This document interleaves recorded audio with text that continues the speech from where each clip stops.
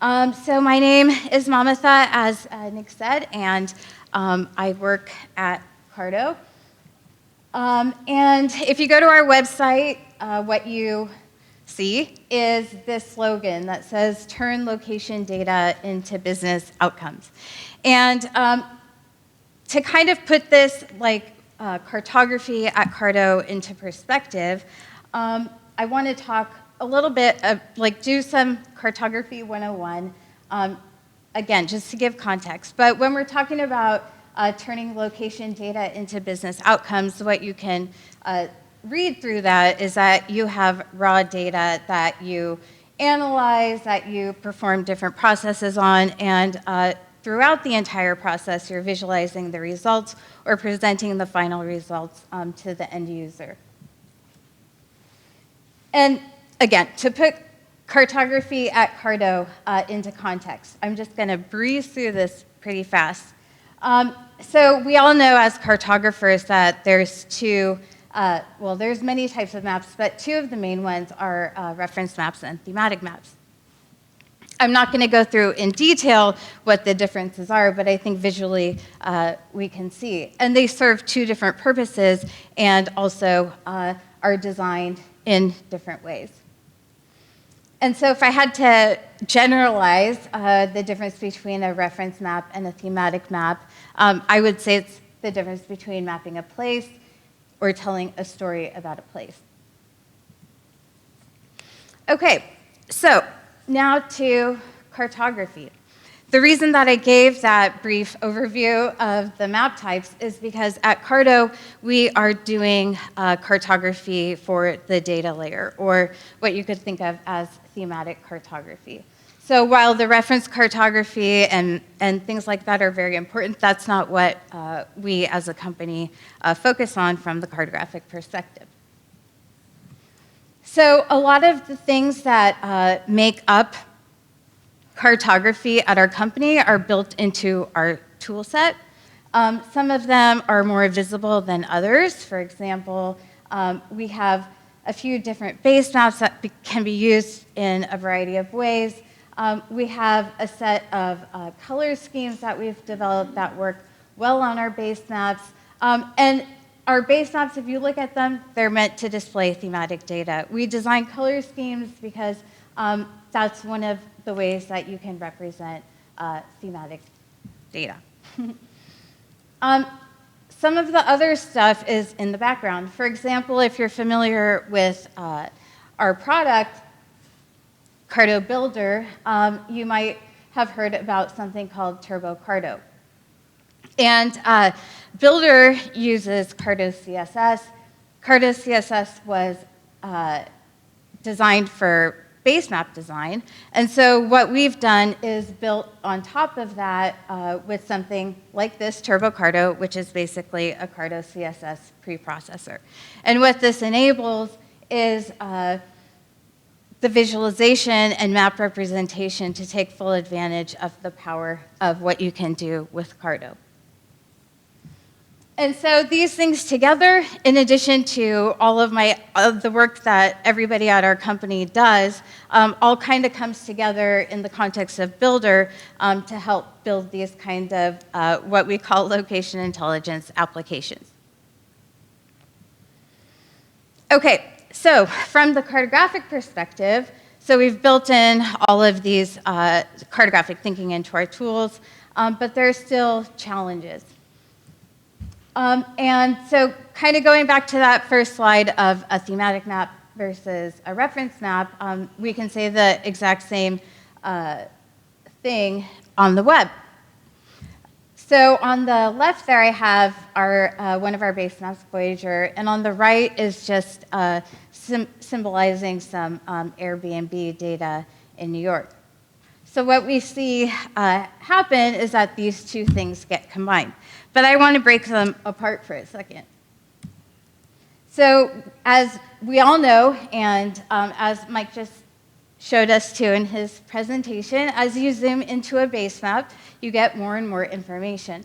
What the information is supposed to do is help tell you more about the place that you are, help you navigate, etc.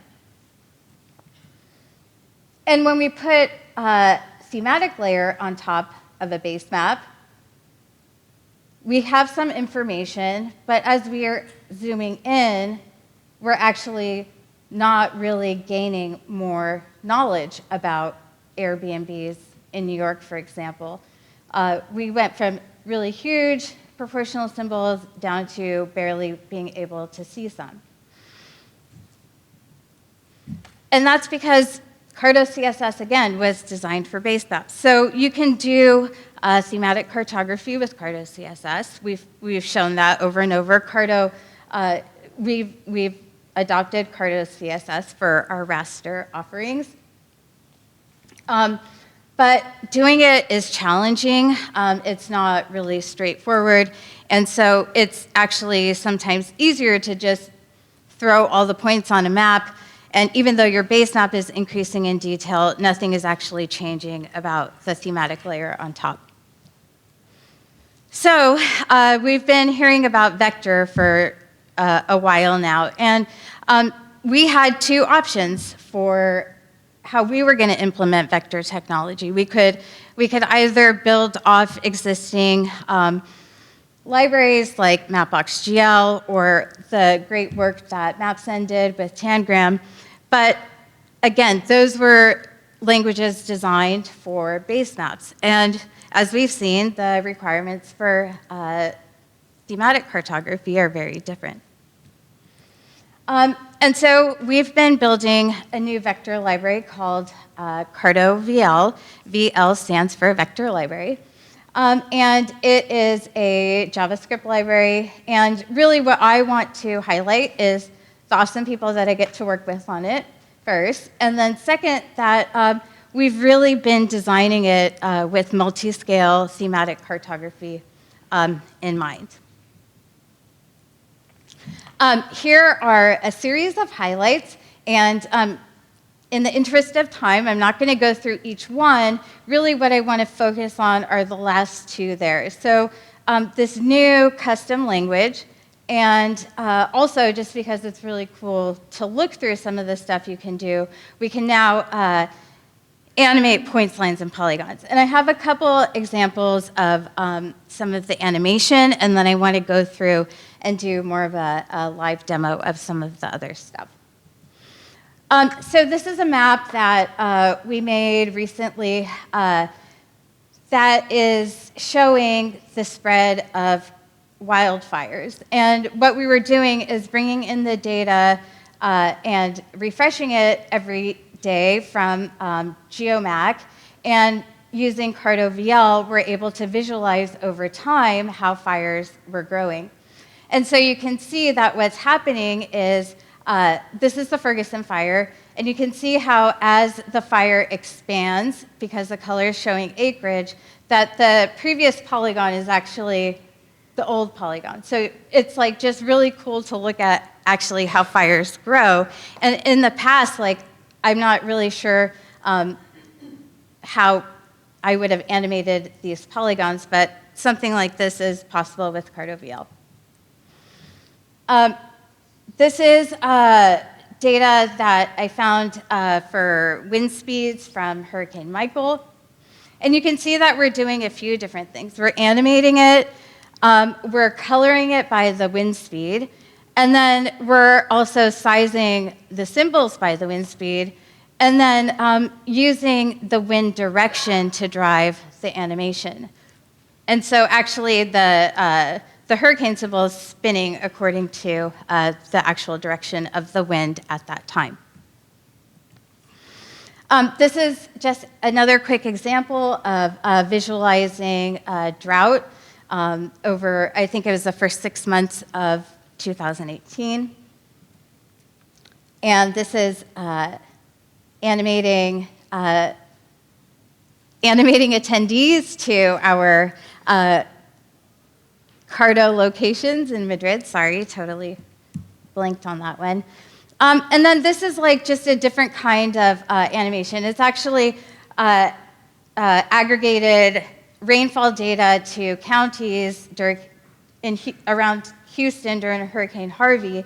And so we're symbolizing based on actually, the animation is drawing in based on the amount of rain that was received in a county. So it's not like time, it's based on a completely different attribute.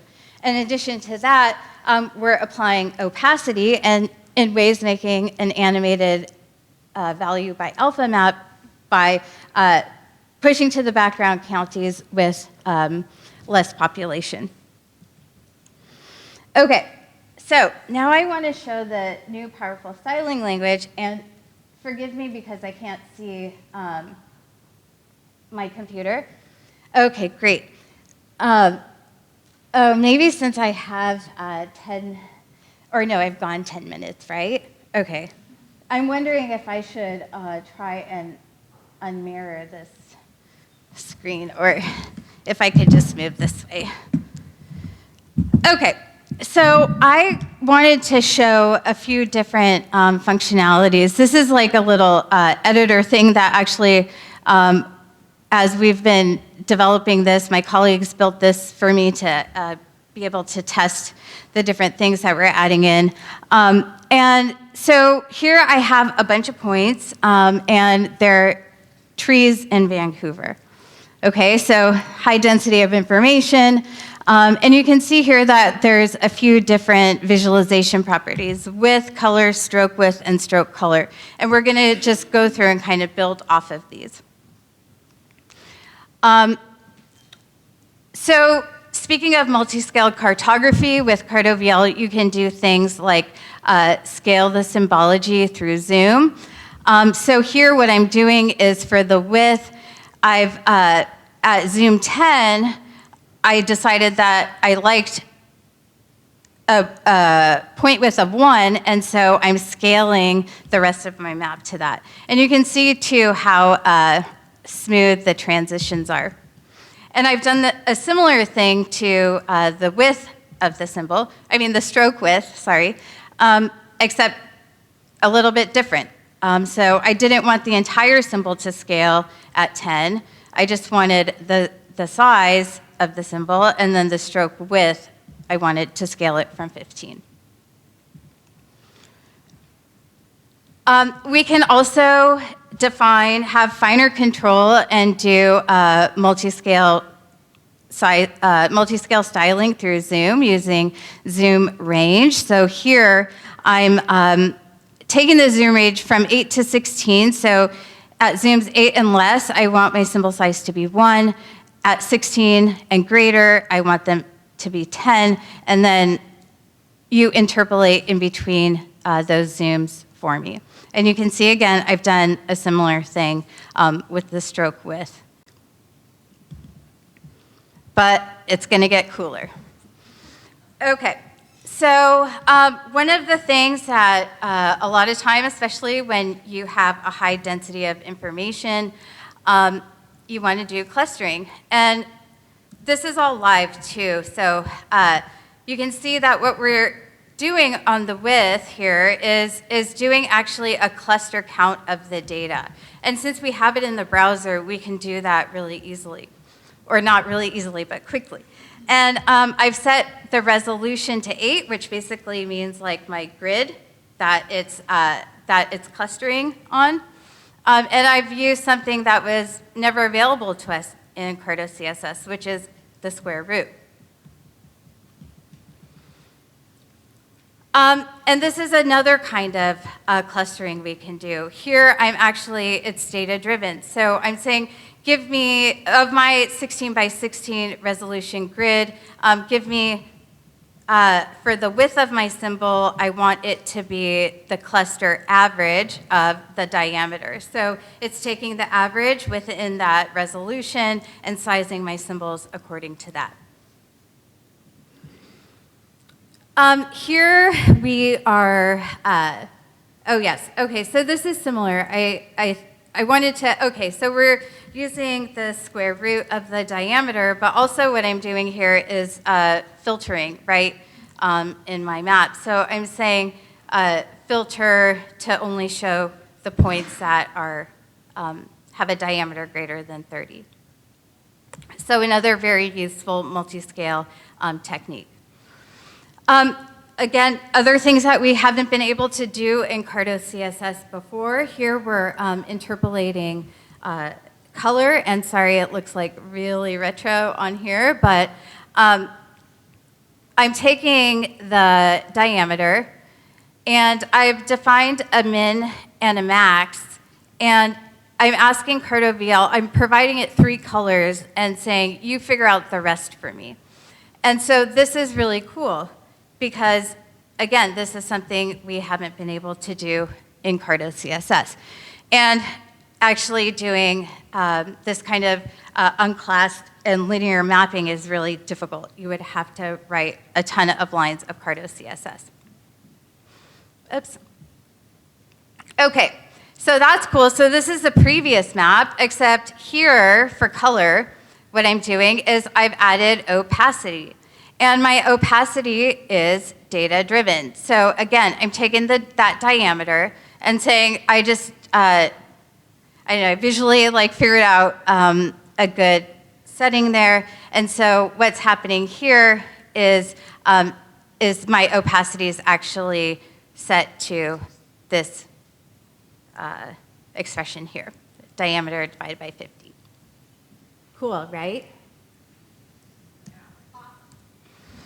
Okay.